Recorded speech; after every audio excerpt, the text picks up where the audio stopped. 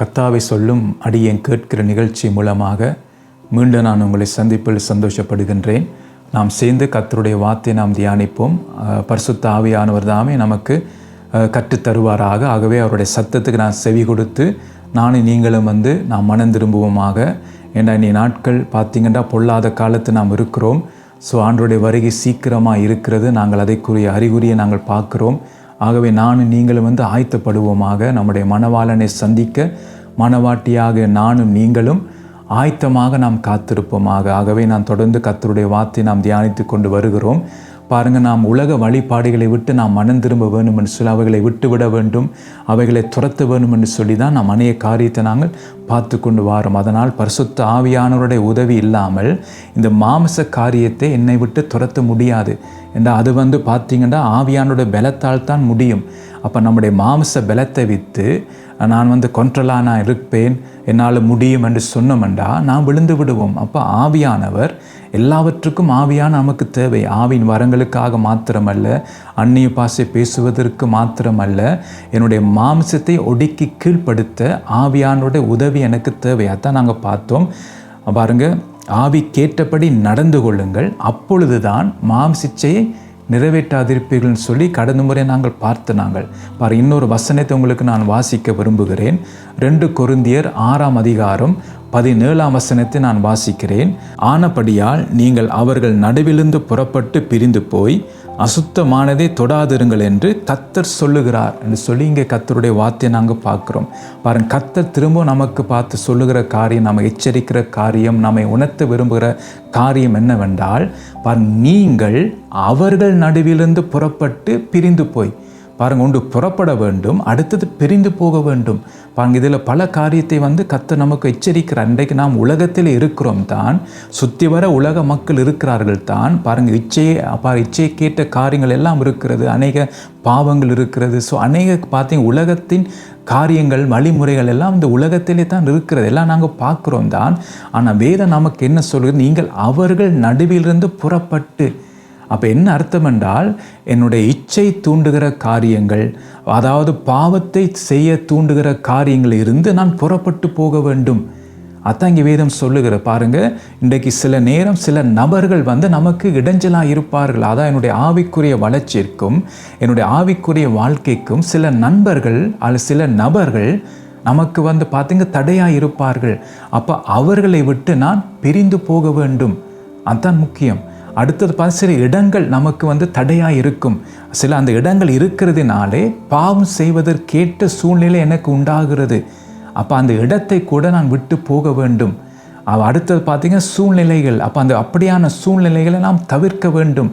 அப்போ எனக்கு தெரிகிறதா அந்த சூழ்நிலை, அதாவது அந்த இடத்துக்கு போனால் அந்த சூழ்நிலையினாலே நான் பாவம் செய்வதற்கேற்ற அந்த சூழ்நிலை எனக்கு வருகிறது என்று தெரிஞ்சால் அந்த சூழ்நிலைகளை நாம் தப்புவதற்காக அப்படியான இடங்களுக்கு நாம் போகாதபடிக்கு நாம் என்ன செய்யணும் என்றால் நாம் காத்துக்கொள்ள வேண்டும். இப்படி பலவிதமான உலக காரியங்கள், உலக வழிபாடுகள் நம்மை கர்த்தரை விட்டு பிரிக்கிறதுக்கும் கர்த்தருடைய வார்த்தையை மீறி பாவம் செய்வதற்கும் இப்படியான காரியங்கள் எனக்கு தடையாக இருந்தால் அந்த இடத்தை விட்டு நாம் விலகி ஓடு போக வேண்டும்.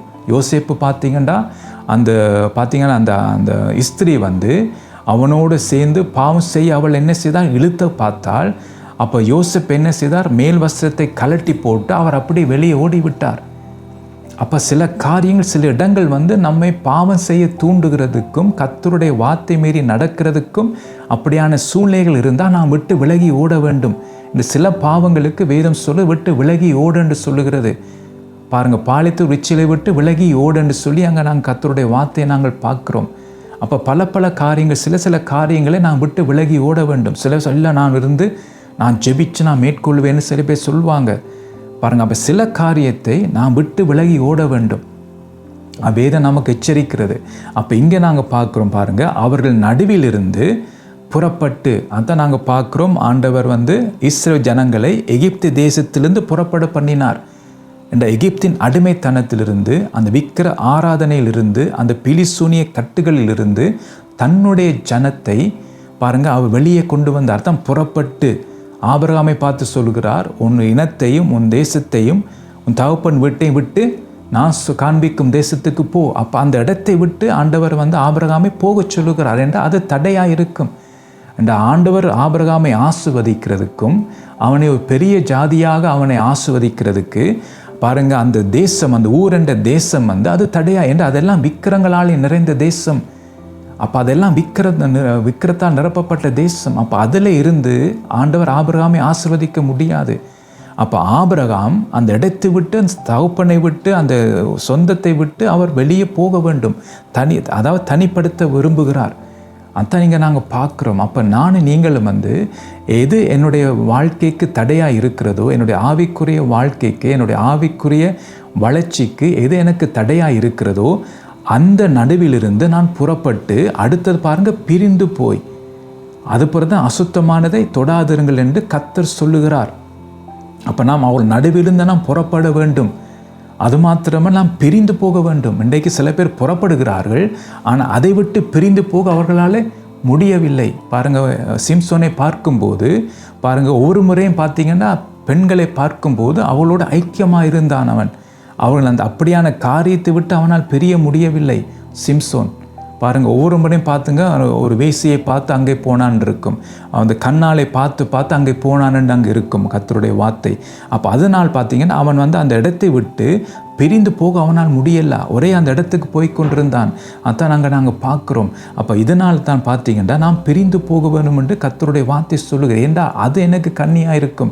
அதான் இஸ்ரேல் ஜனங்களுக்கு கானான் தேசத்தில் அவர்கள் போன பிறகு எல்லாரையும் துரத்தி விடுங்கள் என்று கர்த்தர் சொன்னார். என்ற கர்த்தருக்கு தெரியும், அந்த புறஜாதியாரை விட்டு விட்டா இந்த ஜனங்கள் பாருங்கள், வழுங்கா கழுத்துள்ள ஜனங்கள், இவர்கள் அவங்களுடைய கிரியை பார்த்து இவர்களும் செய்ய தொடங்குவார்கள். அதான் ஆண்டவர் சொன்னார், நீங்கள் அவர்களை துரத்தி விடுங்கள் என்று சொல்லி. ஆனால் அவர்கள் பார்த்தீங்கன்னா துரத்தி விடவில்லை. பாருங்கள், ஒரு வசனத்தை உங்களை நான் வாசிக்க விரும்புகிறேன். என்னாகமம் 33 அதிகாரம் 55 வசனத்தை நான் வாசிக்கிறேன். நீங்கள் தேசத்தின் குடிகளை உங்களுக்கு முன்பாக துரத்தி விடாமல் இருப்பீர்களானால் அப்பொழுது அவர்களில் நீங்கள் மீதியாக வைக்கிறவர்கள் உங்கள் கண்களில் முள்ளுகளும் உங்கள் விலாக்களிலே கூர்களுமாயிருந்து நீங்கள் குடியிருக்கிற தேசத்திலே உங்களை உபத்திரப்படுத்துவார்கள் என்று சொல்லி கர்த்தருடைய வார்த்தை பாருங்கள் நமக்கு அழகாக சொல்லுகிறது. பாருங்கள், அப்போ என்ன சொல்லுகிறேன்டா பாருங்கள், நீங்கள் தேசத்தின் குடிகளை உங்களுக்கு முன்பாக துரத்தி விடாமல் இருப்பீர்கள். ஆனால் அப்போ ஆண்டவர் சொல்லுகிறார், நாம் துரத்த வேண்டியதை நாம் துரத்த வேண்டும். அவன் நடுவிலிருந்து நாம் புறப்பட வேண்டும் என்றால் நாம் புறப்பட்டு போக வேண்டும். ஆபிரகாம் கீழ்ப்படிந்து உடனே புறப்பட்டு போனார். அவர் சொல்லல், ஆண்டவரே நீர் என்னை இங்கே இருந்தால் நீர் என்னை ஆசிர்வதிக்கிற தேவன், ஆகவே இங்கே நீர் என்னை ஆசிர்வதியும் என்று சொல்லி அவர் அங்கே தங்க இல்லை. அவர் ஆண்டவர் சொன்னார் என்ற உடனே அந்த வார்த்தைக்கு கீழ்ப்படிந்து தன்னுடைய தகப்பனையும் பாருங்கள் சொந்தங்களையும் அந்த ஊரையும் கூட விட்டு அவர் கடந்து போய்விட்டார். பாருங்கள், அதான் கர்த்தர் நம்மிடத்தில் விரும்புகிறார். அப்போ நான் நடுவிலிருந்து புறப்பட வேணும் என்று கர்த்தர் சொன்னால் நாம் புறப்பட்டு போக வேண்டும். நாம் பார்த்தீங்கன்னா இல்லை நான் இருந்தேன் எல்லாத்தையும் நான் மேற்கொள்வேன், நான் ஜெபத்தில் எல்லாம் மேற்கொள்வேன் என்று சொன்னோம் என்றால் ஒரு காலம் வரும் பாருங்கள், அந்த மாமிசம், அந்த இச்சையான காரியங்கள், அந்த உலக வழிபாடுகள் அது என்னை மேற்கொன்றும். அதான் நாங்கள் பார்க்குறோம். அப்போ அந்த உலக வழிபாடுகளை விட்டு நாம் கடந்து போக வேண்டும் என்று தான் கர்த்தருடைய ஆவியானவர் நமக்கு எச்சரிக்கிறார். ஸோ இன்றைக்கு சில நேரம் சில மாமிச காரியத்தினால் இங்கே கட்டப்பட்டிருக்கலாம். பாருங்கள், திரும்ப அந்த மாமிசம் உங்களை நடத்தி கொண்டிருக்கலாம். அதனாலே உங்களுடைய ஆத்துமா ஒரு தொய்ந்து போன நிலைமையில் இருக்கலாம். அப்போ ஆவியானவர் உங்களுக்கு சொல்லுகிறது என்னவென்றால், நீங்கள் அந்த நடுவிலிருந்து புறப்பட்டு போங்கள், பிரிந்து போங்கள். உங்களுக்கு தடையாக இருக்கிற காரியங்கள் அதை விட்டு இங்கே கடந்து போங்க. அப்படி போகாட்டால் பாருங்கள், துரத்தி விடாமல் இருப்பீரானால் அப்பொழுது அவர்களில் நீங்கள் மீதியாக வைக்கிறவர்கள் பாருங்கள், உங்கள் கண்களில் முள்ளுகளும் உங்கள் விலாக்களிலே கூர்களுமாய் இருந்து நீங்கள் குடியிருக்கிற தேசத்திலே உங்களை உபத்திரப்படுத்துவார்கள். பாருங்கள், என்ன வடிவா கர்த்தருடைய வார்த்தை சொல்லுகிறது. அப்படி நாம் துரத்தி விடாமல் இருந்தோம் என்றால், இல்லை எனக்கு இந்த உலக வழிபாடுகள் எனக்கு முக்கியம், உலக காரியங்களும் எனக்கு முக்கியம் என்று சொல்லி பாருங்கள், நான் மீதியாக வைக்கிற காரியங்கள், அப்போ எது எனக்கு தெரியும் எது எனக்கு தடையாக இருக்குன்னு சொல்லி, என்ன காரியம் எனக்கு தடையாக இருக்குன்னு சொல்லி எனக்கு தெரியும். அப்போ அதை நான் துரத்தி விடாமல், அதற்காக நான் ஜெபிக்காமல் போராடி ஜெபத்தோடு அந்த காரியத்தை துரத்தி விடாமல் இருந்தால், அதான் பரவாயில்ல என்னுடைய பலவீனம்னு சொல்லி அதை விட்டு விட்டால், அந்த பலவீனம் பார்த்தீங்க என்ன செய்யும் என்றால் என்னுடைய கண்ணுக்கு அது முள்ளாக மாறும். பாருங்கள், உங்களுடைய கண்ணிலே முள் இருந்தால் எவ்வளோ கஷ்டமாக இருக்கும் பாருங்கள். ஒரு தலைமையில் போனாலே கூட நமக்கு அந்தரமாக இருக்கும். ஆனால் இது முள் என்னுடைய கண்ணுக்குள் இருந்தால் என்ன கதின்னு யோசிச்சு பாருங்கள். அதே மாதிரி வேதனை இருக்கும். அடுத்தது, உங்கள் விழாக்களிலே கூர்கலமாக இருந்து பாருங்கள், அந்த கூறினாலே விழாலை குத்தன அப்படி இருக்கும். அப்படியான வேதனை நமக்கு இருக்கும். அடுத்து, நீங்கள் குடியிருக்கிற தேசத்திலே உங்களை உபத்திரப்படுத்துவார்கள். அப்போ உபத்திரத்தின் வழியாக நான் கடந்து போவேன். எனக்கு ஆசீர்வாதம் இருக்கும், உலக ரீதியாக எனக்கு செழிப்பு இருக்கும், நல்ல வீடு இருக்கும், நல்ல வசதி இருக்கும், என் பிள்ளைகள் நல்லா படித்திருப்பார்கள். பாருங்கள், எல்லா காரியமும் இருக்கும், உலக ரீதியாக எல்லா நன்மையும் இருக்கும்.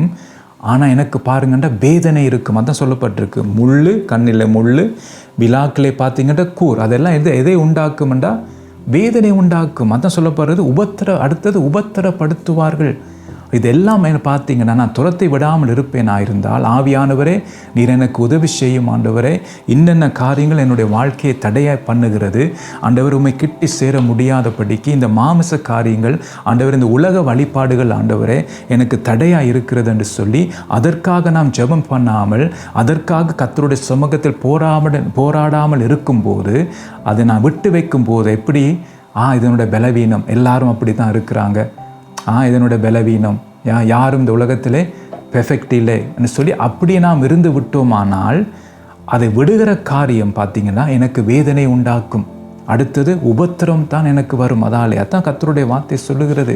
அப்போ இதில் நாம் தப்ப வேண்டும் என்று தான் ஆவியானவர் பாருங்கள் நமக்கு எச்சரிக்கிறார். பாருங்கள், அப்போ நமக்கு ஆண்டவர் வாய்ப்பு தருகிறார். அப்போ அதான் ஆண்டவர் நமக்கு உணர்த்துகிறார். அப்போ நாம் என்ன செய்ய போகிறோம்?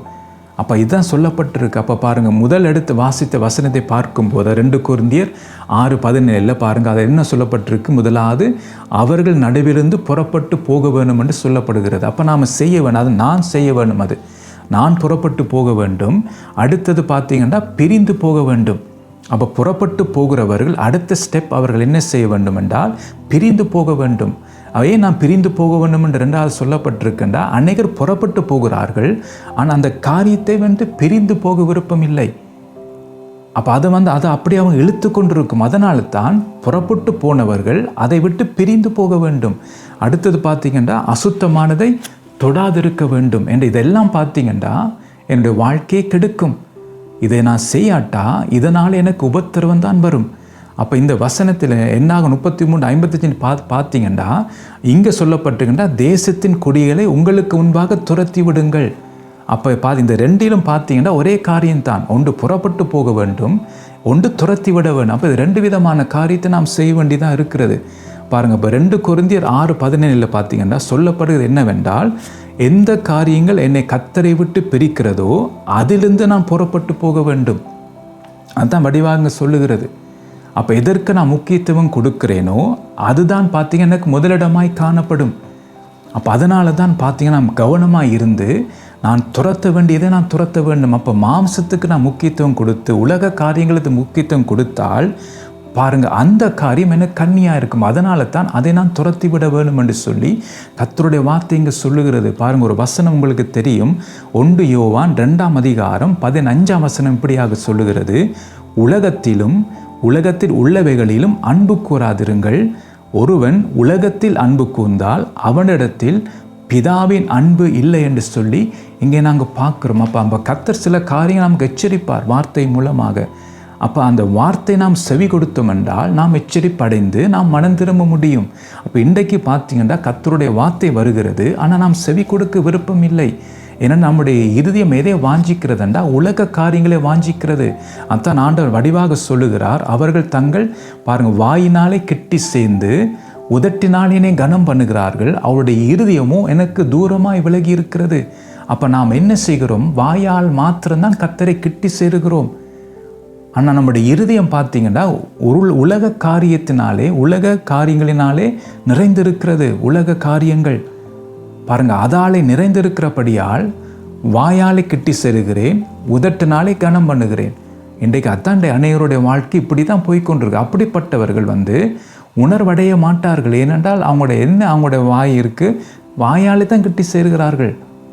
அப்போ இருதயம் தான் உணர்வடைகிறதுக்கு இருதயம் முக்கியம். அதான் வேதம் சொல்லுகிறது. அப்போ இருதயம் முக்கியம். அப்போ கர்த்தருடைய வார்த்தையை நான் கவனித்து கேட்டு செவி கொடுத்து கேட்டு என் இருதயத்துக்கு நான் எடுத்து நான் உணர்வடைய முடியும். அப்போ என் இருதயத்திலே உலக கவலைகளும் சிற்றின்பங்களும் என்னை நெருக்கும் போது அங்கே கர்த்தருடைய வார்த்தைக்கு இடமில்லை. பிசாசு இலகுவாக விதைக்கப்பட்ட அந்த விதையை என் இருதயத்திலிருந்து எடுத்து விடுவான். அப்போ நான் உணர்வடைவது கூட எனக்கு சான்ஸ் இல்லாமல் போய்விட்டுரும். அப்போ என் இருதயத்தின் நிறைவு எதால் இருக்குது? உலக காரியங்கள். அப்போ அதை நாங்கள் பார்க்குறோம். தான் கர்த்தர் சொல்லுகிறார், உலகத்தில் உள்ளவைகளிலும் அன்பு கூறாதிருங்கள். அப்போ இன்றைக்கு எத்தனை பேர் பார்த்தீங்கன்னா உலகத்தையும் உலகத்தில் உள்ளவைகளையும் எத்தனை பேர் நான் அன்பு கூர்ந்து கொண்டிருக்கிறோம் பாருங்கள். இந்த உலகத்தை நம்மால் விட முடியலை. கர்த்தரும் வேணும் தான். நமக்கு ஆபத்து வரும்போது, வியாதி வரும்போது, டாக்டர்மார் கைவரிக்கும் போது, எங்களால் ஒன்றும் செய்ய முடியாது சொல்லும்போது நாம் கர்த்தரிடத்தில் ஓட வேண்டும் தானே. அப்போ கர்த்தரும் தேவை எங்களுக்கு. ஆனால் அதே நேரம் உலக காரியங்களும் நமக்கு தேவை. பணம் நமக்கு தேவை, படிப்பு தேவை. ஸோ அதை நான் தப்பாக சொல்லவில்லை. உலகத்தில் வாழ்வதற்கு நாம் பணம் தேவைத்தான். ஆனால் அது பண ஆசையாக மாறக்கூடாது. இந்த உலகத்திலே நான் நல்ல ஒரு வேலை செய்வதற்கு நமக்கு படிப்பு தேவைதான். ஆனால் அந்த படிப்பு மீது வெறி வரக்கூடாது. அது நமக்கு வெறியாக மாறக்கூடாது. அது ஆபத்தாய் போய்விட்டுரும் என்றா அதுக்கு நாம் பிசாசுக்கு இடம் கொடுத்து விடும். ஏன்னா அந்த உலகத்தில் காரியங்கள் வைத்து பிசாசு நம்மை விழுங்கி விடுவான். அப்போ அதனால தான் எதுவும் கர்த்தரை மிஞ்சி போகக்கூடாது. முதல் கர்த்தர், அது பிறகு தான் மற்ற காரியங்கள். அப்போ எப்போ நான் முதல் பணம் என்று வரும்போது, எப்போ நான் முதல் கர்த்தருக்கு இடம் கொடுக்காம பணத்துக்கு நான் இடம் கொடுத்து, படிப்புக்கு நான் இடம் கொடுத்து அப்படியான காரியங்களை செய்யும் போது பாருங்கள் என்ன நடக்கும் என்றால், உலகம்தான் என்னை நடத்தும், உலக காரியங்கள் தான் நடக்கும். அப்போ நான் உலகத்தின் மீது நான் அன்பு கூறுகிறேன். அதாங்க சொல்லப்படுகிறது பாருங்கள். அப்போது அன்பு கூறாதிருங்கள். ஒருவன் உலகத்தில் அன்பு கூர்ந்தால் அவனிடத்தில் பிதாவின் அன்பு இல்லை. அப்போ என்னண்டா, அப்படிப்பட்ட மனுஷன் தேவன் மேல் அன்புள்ளவனாக இருக்க மாட்டான். அப்போ அவன் செய்வதெல்லாம் பழக்க வழக்கத்தினால் செய்வான். அதான் நான் ஏற்கனவே சொன்னேன், பழக்க வழக்க கிறிஸ்தவர்கள் அல்லது பாரம்பரிய கிறிஸ்தவர்கள்னு சொல்லலாம். அப்போ அப்படிப்பட்டவர்கள் எல்லாம் கரெக்டாக இருப்பாங்க. வெளித்தோற்றத்தில் எல்லாம் கரெக்டாக இருப்பாங்க. பாருங்கள், பரிசேயர் வேதபாரகர் எல்லாம் அவங்க வெளித்தோற்றத்தில் எல்லாம் பெர்ஃபெக்டாக இருந்தாங்க. தசம்பாகம் கொடுப்பதிலிருந்து, ஜெபம் பண்ணுவதில் காரியங்கள் இருந்து, அது யூதர்ஸ்குரிய அதாவது நியாயப்பிரமாணத்தை செய்ய வேண்டிய எல்லா காரியத்தையும் அவர்கள் கரெக்டாக இருந்தார்கள்.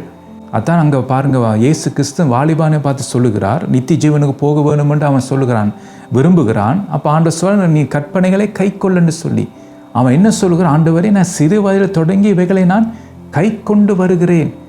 பாருங்கள், அப்போ எல்லா கற்பனையும் அவன் கை கொண்டு வாரான். ஆனால் கர்த்தர் அவனை பார்த்து சொல்லுகிறார், பாருங்கள், உன்னிடத்தில் இருக்கிறவைகளை விற்று தரித்திரத்துக்கு கொடு, அது பிறகு நீ உன் சிலுவை எடுத்து என்னை பின்பற்றி வா. பாருங்கள், அப்போ என்ன அர்த்தம் என்றால், அவன் எல்லாம் செய்தான் தான், ஆனால் விட வேண்டிய காரியங்களை அவன் விட்டு விடவில்லை. அதான் நாங்கள் வெளிப்படுத்தல் நாங்கள் பார்க்குறோம். அங்கே சபையை பார்த்தான்னு சொல்லுகிறார், உன் பேரில் எனக்கு குறை உண்டு. அப்போ அந்த குறையை நாம் எடுத்து போட வேண்டும் என்று தான் கர்த்தர் விரும்புகிறார். அப்போ நான் உலகத்தையும் உலகத்து உள்ளவைகளை அன்பு கூர்ந்தோம் என்றால் நாம் அதை விட முடியாது. அந்த வாலிபனுக்கு விட முடியலை. இயேசு சொன்ன வார்த்தையை கேட்டு துக்கத்துடன் போய்விட்டான்னு சொல்லி அங்கே நாங்கள் பார்க்குறோம். முதல் ஆர்வத்தோடு வந்த ஆண்டவரை, நித்திய ஜீவனுக்கு நான் போவதற்கு நான் என்ன செய்ய வேண்டும்? ஒரு ஆர்வத்தோடு வந்த மனுஷன் ஆண்டவர் வழியை சொல்லுகிறார். நித்திய ஜீவனுக்கு போவதற்கென்றால் கற்பனையை மாத்திரம் கை கொண்டா மாத்திரம் போதாது, நீ விட வேண்டிய காரியங்களை விட்டு விட. அதான் நீ பூரண சத்குரனாக இருக்க விரும்பினால் என்று தான் ஆண்டவர் சொல்லுகிறார். அப்போ நான் ஒரு பக்கத்தை மட்டும் கை கொண்டு இன்னொரு பக்கத்தை கை கொள்ளாமல் விட்டால் நான் பூரண சத்குரன் இல்லை. இப்போ இன்றைக்கு நான் ஒழுங்காக ஆலயத்துக்கு போகிறேன், எல்லா ஜெப கூட்டங்களில் கலந்து கொள்ளுகிறேன், வீட்டு கூட்டங்களை கலந்து கொள்ளுகிறேன், சூம் மீட்டிங்களை கலந்து கொள்ளுகிறேன். பாருங்கள், சனிக்கிழமை சபையில் நடக்கிற உபவாச கூட்டங்களிலே கலந்து கொள்ளுகிறேன், ஞாயிற்றுக்கிழமை ஆராதனையை தவறாமல் கலந்து கொள்ளுகிறேன், உபவாச கூட்டம் எல்லாத்தையும் நான் கரெக்டாக இருக்கிறேன், உபவாசம் பண்ணுகிறேன், காணிக்கை கொடுக்கிறேன், தசமாம் கொடுக்கிறேன், ஏழைகளுக்கு உதவி செய்கிறேன், ஊழியம் செய்கிறேன், பிரசங்கிக்கிறேன், வர்ஷிப் நடத்துகிறேன். ஸோ இதெல்லாம் நாம் செய்யலாம். ஆனால் அது மாத்திரம் செய்வதனாலே நித்திய ஜீவனுக்கு போவதுக்கு அது காணாது. என்னோடு நான் மனம் திரும்ப வேண்டிய காரியங்களை மனம் திரும்ப வேண்டும், விட வேண்டிய காரியங்களை நான் விட்டு விட வேண்டும். அதையும் கர்த்தர் பார்க்கிறார். ஒரு பக்கத்தை மாத்திரமல்ல, எப்படி ஒரு நாணயத்துக்கு 2 பக்கம் இருக்கிறதோ அதே போலத்தான் என்னுடைய வாழ்க்கையும் கர்த்தர் பார்க்கிறார். ஒரு வெளித்தோட்டத்திலே நல்ல ஒரு பிரதர், வெளித்தோட்டத்தில் நல்ல சிஸ்டர், கர்த்தருக்காக வைராக்கியம் இருக்கிறவர்கள், ஆனால் உள்ளுக்குள்ள நம்முடைய வாழ்க்கை எப்படி இருக்கிறது, அதான் ஆண்டவர் பார்க்குறார். நம் உள்ளுக்குள்ளே பார்க்குறார். அப்போ அதுக்கு நான் மனம் திரும்ப வேண்டும். இங்கே நாங்கள் பார்க்குறோம். அப்போ அதனால தான் நாம் விட வேண்டிய காரியங்களை விட்டு அந்த காரியத்தை விட்டு நாம் பிரிந்து போக வேண்டும் என்று சொல்லி அங்கே கர்த்தர் சொல்லுகிறார். அப்போ அதான் என்னாகமத்தை நாங்கள் பார்க்குறோம். அப்படி நான் விட்டு வைத்தோம் என்றால் அது நமக்கு வேதனையை கொண்டு வரும். அடுத்தது உபத்திரத்தின் வழியாக நாம் போக வேண்டிய சூழ்நிலைக்குள் நாம் கடந்து போவோம். இதெல்லாம் நம்மை தான் பாதிக்கும். அதனால தான் ஆண்டவர் தன்னுடைய ஜனத்தை நேசிக்கிறபடியினால் பாருங்கள், இதை எச்சரிக்கிறார். இதை விட சொல்லி நமக்கு எச்சரிக்கிறார். அப்போ இந்த காரியத்தை நாம் விட்டு விட வேணும். அப்போ உலகத்தில் நீங்கள் அன்பு கூறுங்களா, உலகத்தில் உள்ள காரியங்களா, உலகத்தில் உள்ள எவைகள் பாருங்கள், பணம், படிப்பு, வசதி, பெயர், புகழ், உலக காரியங்கள் எல்லாம் பார்த்தீங்க உலகத்தில் உள்ளவைகள். அப்போ அதை நான் அன்பு கூர்ந்தேன் என்றால் அது எனக்கு ஆபத்தாய் கொண்டு வந்துடும். அது எனக்கு கண்ணியாக இருக்கும். அதை என்னை உபத்திரவப்படுத்தும். அது எனக்கு வேதனை உண்டாக்கும். எத்தனை பேர் பாருங்கள் உலகத்திலே பாருங்கள் எவ்வளோ பணக்காரர் இருக்கிறார்கள், பாருங்கள் சந்தோஷமாக இருக்கிறாங்களா பாருங்கள். இல்லை, அவங்களுக்கு வேதனை, அவங்களுக்கு உபத்திரவம். அதை அவங்களுக்கு உபத்திரத்தான் கொண்டு வருகிறது. அப்போ நானும் நீங்களும் பார்த்தீங்கன்னா நாம் இவைகளை விட்டு நாம் பிரிந்து போக வேண்டும். இவைகளை விட்டு நாம் விட்டு விட வேண்டும். அதுதான் மிக முக்கியம். பாருங்கள், அப்போ உலகத்திலும் உலகத்தில் உள்ளவைகளையும் அன்பு கூறுதலிருந்து நாம் பிரிந்து போக வேண்டும். அதான் ஆண்டவர் சொல்லுகிறார், அதை விட்டு பிரிந்து போ, உலக காரியத்தை அன்பு கூறாதே என்ற. அதாலே உன்னுடைய வாழ்க்கை பாதிக்கப்படும், அதாலே உன்னுடைய வாழ்க்கை கெட்டு போகும் என்று சொல்லி தான் இங்கே கர்த்தருடைய ஆவியார் நமக்கு எச்சரிக்கிறார். பாருங்க, இந்த உலகத்திலும் உலகத்தில் அன்பு கூறாதிருங்கள் என்று கர்த்தர் சொல்லுகிறார். ஏன் சொல்லுகிறார்? இதெல்லாம் விட்டு நாம் பிரிந்து போக வேண்டும் என்ன ஆண்டவர் சொல்லுகிறார் என்றால், இதெல்லாம் வெளியிலிருந்து என்னை கெடுக்கும். பாருங்க, உலக காரியங்கள் இதெல்லாம் வெளியிலிருந்து என்னை கெடுக்கிற காரியங்கள். இன்னொரு காரியத்தை நான் காட்ட விரும்புகிறேன். கொலோசியர் 3ஆம் அதிகாரம் 8ஆம் 9ஆம் வசனத்தை நான் வாசிக்கிறேன். இப்பொழுதோ கோபமும் மூர்க்கமும் பொறாமையும் உங்கள் வாயில் பிறக்கலாகாத தூஷணமும் வம்பு வார்த்தைகளுமாகிய இவைகள் எல்லாம் விட்டுவிடுங்கள். ஒருவருக்கொருவர் பொய் சொல்லாதிருங்கள். பழைய மனுஷனையும் அவன் செய்கையிலையும் கலைந்து போட்டு, அதை பாருங்கள், அதெல்லாம் தள்ளிவிட சொல்லுகிறார். கர்த்தருடைய வார்த்தை விட்டு விடுங்கள் என்று சொல்லுகிறார், கலைந்து போடுன்னு சொல்லுகிறார். இதெல்லாம் பார்த்தீங்கன்னா அப்போ இந்த காரியங்கள் உள்ளுக்குள்ளேருந்து வெளியில் வருகிறபடியால் அது உள்ளுக்குள்ள என்னை கெடுக்கும் இந்த காரியங்கள். அப்போ உலக காரியம், உலகத்தை மீது அன்பு கூறுவது அது வெளியிலிருந்து என்னை கெடுக்கும். இந்த காரியங்கள் உள்ளுக்குள்ளேருந்து என்னை கெடுக்கும். பாருங்கள், 2 வித்தியாசங்கள். அதான் வேதம் சொல்லுகிறது, அவைகளின் நடுவிலிருந்து புறப்பட்டு பிரிந்து. அப்போ புறப்பட்டு நான் இந்த காரியத்தை விட்டு நான் பிரிந்து போக வேண்டும், இந்த காரியங்களை தள்ளிவிட வேண்டும். அதான் இங்கே சொல்லப்படுகிறது. பாரு, இவைகளெல்லாம் விட்டு விடுங்கள் என்று சொல்லுகிறது 8ஆம் வசனத்திலே. 9ஆம் வசனம் சொல்லப்படுகிறன்னா கலைந்து போட்டு, அந்த செய்களை கலைந்து போட்டு என்று சொல்லப்படுகிறது.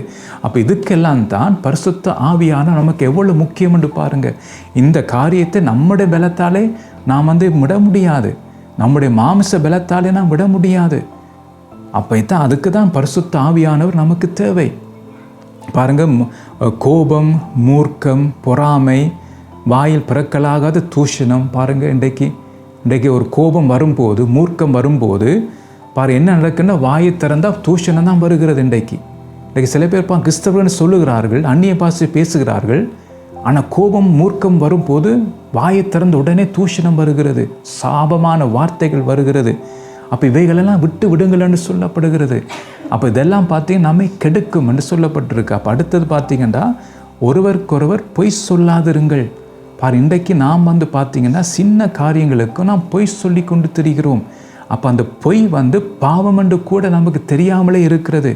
ஐயா, நான் பொய் சொல்லிட்டேன் என்று எனக்கு அந்த குற்ற உணர்வு எனக்கு இல்லாமல் இருக்கிறது. துணிகரமாக நாம் பொய் சொல்லுகிறோம். சின்ன சின்ன காரியங்களுக்கெல்லாம் பொய் சொல்லுகிறோம். நம்மை தப்பித்து கொள்வதற்காக நாம் பொய் சொல்லுகிறோம்.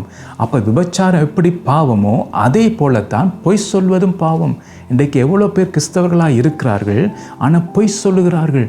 அதை இது சொல்ல, ஒருவருக்கொரு பொய் சொல்லாதிருங்கள். இன்றைக்கு சபைகளிலே பாருங்கள், பொய் சொல்லுகிறது. ஊழியக்காரர்கள் கூட பொய் சொல்லுகிறார்கள், பிரசங்கிக்கிறவர்கள் கூட பொய் சொல்லுகிறார்கள். அந்த உணர்வு கூட இல்லாமல் இருக்கிறது. பாருங்கள், எப்படி நம்மை கெடுக்கிறது பாருங்கள், உள்ளுக்குள்ள எப்படி நம்மை கெடுக்கிறதுன்னு பாருங்கள். அப்போ இந்த காரியங்கள் எனக்குள் இருந்தால் நான் தேவனுடைய ராஜ்யத்துக்குள் பிரவேசிக்க முடியாது. அப்போ இந்தந்த காரியங்கள் தான் உள்ளுக்குள்ள என்னை கெடுத்து கொண்டிருக்கிறது.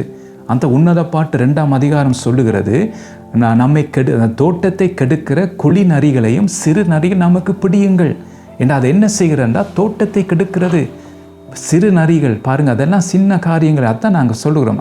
பொய் சொல்லுவது என்ன, எல்லாரும் சொல்லுகிறார்கள் தான், யார் பொய் சொல்லாமல் இருக்கிறாங்க?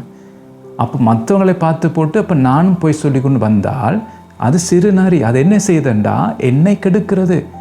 அதனால தான் அதை புடியுங்கள் சொல்லுகிறார் ஆண்டவர் என்று. அதை என்னை கெடுக்கிறது. அப்போ நித்தியத்துக்குள் போவதற்கு, தேவனுடைய ராஜ்யத்துக்குள் பிரவேசிக்கிறதுக்கு இந்த குழி நரி காணும் என்று. அதை நான் பெருசாக நான் எடுக்கவில்லை. அதை நான் பெருசாக எடுக்காதபடியினால் அதை என்னை கெடுக்கிறது. அதான் உள்ளுக்குள்ளிருந்து என்னை கெடுக்கிறது. ஒன்று வெளியிலிருந்து என்னை கெடுக்கிறது, உலக காரியங்கள், பண ஆசை, படிப்பு, பாருங்க, பெயர், புகழ், உலக காரியங்கள் எல்லாம் வெளியிலிருந்து என்னை கெடுக்கிறது, என்னை இழுக்குது. இப்படியான காரியங்கள் பார்த்தீங்கன்னா உள்ளுக்குள்ளிருந்து என்னை கெடுக்கிறது. இதெல்லாம் வெளியில் பார்க்க முடியாது. எனக்குள் இருக்கிற காரியங்கள் எல்லாம், பொய்யெல்லாம் பார்த்தீங்கன்னா வெளியில் பார்க்கும் போனால் நல்ல ஒரு பிரதர்னா சொல்லுவாங்க, நல்ல ஒரு ஊழியக்காரன்னா சொல்லுவாங்க. ஆனால் உள்ளுக்குள்ள என் பொய் இருக்கிறது. பொய் தான் என்னை நடத்துகிறது. அந்த சந்தர்ப்பம் வரும்போது பொய் சொல்ல தூண்டுகிறது. அப்போ இந்த காரியங்கள் பார்த்தீங்கன்னா உள்ளுக்குள்ளிருந்து என்னை கெடுக்கிறது. அப்போ இந்த காரியங்களை நான் அத்தன் உலக வழிபாடுகள், இதெல்லாம் உலகத்துக்குரிய காரியங்கள், இதெல்லாம் நான் தள்ளிவிட வேண்டும். பாருங்க, அத்தான் யோர்தானை விட்டு இயேசு திரும்பி பரிசுத்த ஆவியானவராலே மனாந்தரத்துக்கு நடத்தப்பட்டார். அப்போ ஆவியானவர் இன்றைக்கு என்னையும் உங்களையும் நடத்த விரும்புகிறார். ஊழியக்காரர்களை நடத்த விரும்புகிறார். குடும்பங்களை நடத்த விரும்புகிறார். பிள்ளைகளை நடத்த விரும்புகிறார். ஆனால் நாம் விட்டு கொடுக்குறோமா? இன்றைக்கு நாம் உலகத்தை பிடித்தோம் என்றால் ஆவியானவர் நம்மை நடத்த முடியாமல் இருக்கும். அப்போ நாம் செய்ய வேண்டிய காரியத்தை நாம் செய்ய வேண்டும். நாம் துரத்த வேண்டிய காரியங்களை துரத்து, அதுக்கு உதவியாக ஆவியானவர் இருக்கிறார். அப்போ நான் முதல் காலடி எடுத்து வைக்க வேண்டும். அப்போ தான் ஆவியான அடுத்த காலடி எடுத்து வைக்கிறதுக்கு அவர் எனக்கு உதவி செய்வார், பலன் தருவார். அப்போ இதெல்லாம் பார்த்தீங்கன்னா உள்ளுக்கு இருந்து என்னை கெடுக்கிறது. என்னுடைய மாமிச கிரியைகளை நான் துரத்தி விட வேண்டும். அது நான் தான் செய்வேணும் ஆவியானுடைய பலத்தோடு. அதுக்காகத்தான் அதிகமாக ஜெபிக்க வேண்டும். இன்றைக்கு நாம் பல காரியங்களுக்கு ஜெபித்து கொண்டிருக்கிறோம். ஆனால் ஜெபிக்க வேண்டிய காரியங்களுக்கு நாம் ஜெபிப்பதில்லை. அதுதான் நம்முடைய வாழ்க்கையில மாற்றங்கள் இல்லை, மன திரும்பதில்லை. தேவன் எதிர்பார்க்கிற அந்த கனி நம்முடைய வாழ்க்கையில இல்லை. அதை இங்கே நாங்கள் பார்க்குறோம். பாருங்கள், அப்போ இந்த மாமிச கிரிகள் எல்லாம் எனக்குள்ள அந்த விட்டு விட்டால் அது எனக்குள்ளிருந்து பார்த்தீங்கன்னா என்னை கெடுக்கும். அதான் பாருங்கள், அதை எப்படி கெடுக்கும் என்றால், பாருங்கள், என்னுடைய கண்களுக்கு அது முள்ளாக இருக்கும். அதான் என்னாங்கத்தை நாங்கள் பார்த்தோம். அது முள்ளாக இருந்து என்னை கெடுக்கும். அடுத்தது ரெண்டாவது என்னுடைய விழாக்களே அது கூறாக இருந்த என்னை அது கெடுக்கும். மூன்றாவது என்னுடைய வாழ்க்கை உபத்திரத்தின் வழியாய் நான் கடந்து போக வேண்டியதாக இருக்கும். அப்போ இந்த 3 காரியங்களுக்கும் என்னுடைய சரீரத்தை நான் பாருங்கள், இந்த 3 காரியங்களினாலே என்னுடைய சரீரம் வேதனைப்படும். அப்போ இதுக்கு தான் நாம் என்ன செய்யணும் என்றால், நாம் இவைகளை நாம் துரத்தி விட வேண்டும். பாருங்கள், வசனத்தை உங்களுக்கு நான் வாசிக்கிறேன். ரோமர் 8ஆம் அதிகாரம் 26ஆம் வசனம். இது அதிகமாக உங்களுக்கு தெரிஞ்ச வசனம்தான். அந்தபடியே ஆவியானவரும் நமது பலவீனங்களில் நமக்கு உதவி செய்கிறார். நாம் ஏற்றபடி வேண்டிக் கொள்ள வேண்டியது இன்னதென்று அறியாமல் இருக்கிறபடியால் ஆவியானவர் தாமே வாக்கு கடங்காத பெருமூச்சுகளோடு நமக்காக வேண்டுதல் செய்கிறார் என்று சொல்லி இங்கே கர்த்தருடைய வார்த்தை நமக்கு சொல்லுகிறது. பாருங்க, ஆவியானவர் என்ன செய்கிறார்? நாம் அவர் விட்டு கொடுக்கும் போது, ஆண்டவர் எனக்கு உதவி செய்யும் அவரை நோக்கி நான் கேட்கும் போது ஆவியானவர் என்ன செய்வாராம்? ஆவியானவர் நமது பலவீனங்களில் நமக்கு உதவி செய்கிறார். அப்போ இந்த பலவீனம் என்று சொல்லும்போது பல பலவீனங்கள் இருக்குது. அதில் ஒரு பலவீனம் என்னென்றால், அந்த என்னுடைய மாம்சத்தை நான் ஒடுக்கி கீழ்ப்படுத்த அதற்கு எப்படி ஜெபிக்க வேண்டும் என்று எனக்கு தெரியாமல் இருக்கும். பாருங்கள், சில ஜெபங்கள் நாம் சரியான ஜெபத்தை நாம் செய்ய வேண்டும். இன்றைக்கு நான் ஜெபம் என்ற பேரில் நான் பல ஜெபங்களை செய்கிறோம். ஆனால் அதால் எந்த ஒரு தாக்கமும் இல்லாமல் இருக்கிறது. பாருங்கள், அந்த பரிசேனும் ஜெபித்தான் தான், பாருங்கள் அந்த ஆயக்காரனும் ஜெபித்தான் தான். ஆனால் அந்த 2 பேற்றில் ஒரு ஆள்கிட்ட ஜெபந்தான் கேட்கப்பட்டது. அந்த ஆயக்காரனுடைய ஜெபந்தான் கேட்கப்பட்டது. பாருங்கள், அந்த பரிசேயன் ஜெபம் கேட்கப்படவில்லை. யார்? நியாயப்பிரமாணத்தை கை கொண்டவன், எல்லா காரியத்தையும் கை கொண்டவன், அவனுடைய ஜெபம் கேட்கப்படவில்லை. இப்போ இன்றைக்கு நாம் ஜெபிக்கிறோம் தான், பல ஜெபங்களை நாம் ஏறெடுக்கிறோம் தான். ஆனால் ஒரு கேள்வியை உங்களை பார்த்து கேட்கிறேன், உங்களுடைய ஜெபம் கேட்கப்பட்டிருக்கா? நீங்கள் ஜெபிக்கிற ஜெபத்துக்கு பதில் வந்திருக்கா இது வரைக்கும்? சிந்திச்சு பாருங்கள். அப்போ நாம் அதை கவனிக்க வேண்டும். அப்போ நாம் செய்கிற ஜெபம் சரியாக செய்ய வேண்டும். அதான் நாம் வேதம் சொல்லுகிறது என்றால், ஆவியினாலே நாம் என்ன செய்ய ஜெபம் பண்ண வேண்டும். ஆவியில் நிறைந்து நாம் ஜெபம் பண்ண வேண்டும். அப்போ அதுக்கு எப்படி ஆவியை நிறைந்து ஜெபம் பண்ணுவதென்றால், அத்தை நீங்கள் சொல்லப்பட்டிருக்கிறது, அப்படியே ஆவியானவர் நமது பலவீனங்கள் நமக்கு உதவி செய்கிறார். எப்படி அவர் உதவி செய்கிறார்? நாம் ஏற்றபடி வேண்டிக் கொள்ள வேண்டியது இன்னதென்று அறியாமல் இருக்கிறதுனாலே. அப்போ பாருங்கள், சில ஜெபங்களுக்கு நமக்கு ஜெபிக்க தெரியாமல் இருக்கும். எப்படி நான் ஜெபிக்க வேண்டும் என்று சொல்லி பாருங்கள், சரியான ஜெபத்தை நாம் செய்ய வேண்டும். அப்போ அதுக்கு தான் ஆவியானவர் என்ன செய்கிறார் என்றால், என்னுடைய ஆவியோடு இணைந்து சரியான ஜெபத்தை செய்வதற்கு அவர் பார்த்தீங்கன்னா என்ன செய்கிறார்? வேண்டிக் கொண்டு இன்னும் அறியாமல் இருக்கிறபடியால் ஆவியானவர் தாமே வாக்கு கடங்காத பெருமூச்சுகளோடு நமக்காக வேண்டல் செய்கிறார். அதாவது இந்த பாவத்திலிருந்து நாம் விடுதலை பெறுவதற்கு, இந்த இச்சையை நாம் மேற்கொள்வதற்கு ஏற்ற ஜெபத்தை ஆவியானவர் செய்வார். அப்போ அதுதான் நாம் ஏற்றபடி ஜெபிக்க ஆண்டவர் நமக்கு உதவி. அப்போ என்னுடைய ஆவியோடு இணைந்து அவர் ஜெபத்தை நடத்துவார். பாருங்கள், அப்படியான ஜெபம் நாம் அந்த ஸ்டாண்டர்டுக்கு நாம் வர வேண்டும், அந்த நிலைமைக்கு நாம் வர வேண்டும். சும்மா ஒரு மேலோட்டமான ஜெபம் செய்வதை விட்டுட்டு, ஒரு பழக்க வழக்கமான ஜெபம் செய்வதை விட்டுட்டு, நாம் ஆவியானவரால் உதவியோடு ஆவியானவரோடு இணைந்து செய்யும் ஜெபத்தை நாம் செய்ய வேண்டும். அதுக்கு தான் ஆவியானவர் இருக்கிறார். அப்போ இது பாருங்கள், எவ்வளோ காரியங்கள் ஆவியான நமக்கு உதவி செய்கிறான்னு பாருங்கள். எவ்வளோ காரியத்தை நாம் கற்றுக்கொள்ளுகிறோம் பாருங்கள் ஆவியானவர் மூலமாக. அப்போ இதுதான் முக்கியம். அப்போ நம்முடைய ஜெப வாழ்க்கை ஒரு மாற்றம் உண்டாகும். ஆவியானவர் என்னுடைய ஆவியோடு இணைந்து அவர் ஜெபத்தை ஏறெடுப்பார். அப்போ உங்களோட ஆவியிலே உணர்ந்து கொள்வீங்க, நீங்கள் ஜெபிக்கல, உங்களுக்குள்ளுந்து ஒருவர் ஜெபத்தை ஏறெடுக்கிறாருன்னு சொல்லி உங்களோட ஆவியிலே புரிந்து கொள்வீங்க. பாருங்கள், அந்த இதுக்கு நீங்கள் வர வேண்டும். அதுதான் ஆண்டவர் விரும்புகிறார்.